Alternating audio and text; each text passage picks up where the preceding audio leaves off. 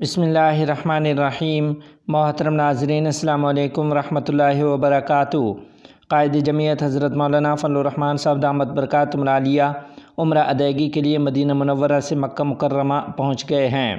تفصیلات کے مطابق جمعیت علماء اسلام کے سربراہ حضرت مولانا فضل الرحمان صاحب، قائد سندھ مولانا راشد خالد محمود سومرو، مفتی ابرار احمد، مولانا احسان الحق شیرازی کے ہمراہ عمرہ کی ادائیگی کے لیے مدینہ منورہ سے مکہ مکرمہ پہنچ گئے ہیں۔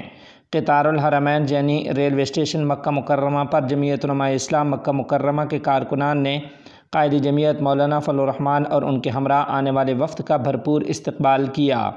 یاد رہے کہ اس سے پہلے قائد جمعیت مولانا فضل الرحمان نے گزشتہ کل روضہ اطہر صلی اللہ علیہ وسلم پر حاضری دی اور ریاض الجنہ میں نفل کی ادائیگی کے بعد عمرہ ادا کرنے کے لیے مدینہ منورہ سے مکہ مکرمہ کے لیے روانہ ہوئے تھے۔ مفتی ابرار احمد اور علامہ راشد محمود وغیرہ بھی ان کے ساتھ ہیں۔ قائد جمعیت مولانا فضل الرحمان صاحب کے فیس بک آفیشیل پیج پر لکھا گیا تھا کہ مولانا فضل الرحمان کی سرکار دو عالم صلی اللہ علیہ وسلم کے روضہ اقدس پر حاضری، روضہ اطہر پر سلامی پیش کرتے ہوئے ختم نبوت اور اس کے آئین کی چوکیداری، دین اسلام کی سربلندی کے لیے تجدید عہد کیا۔ یہی ہمارا نصب العین ہے، اس کے لیے ہر قربانی اور مشکل کا سامنا کرنے کے لیے تیار ہیں۔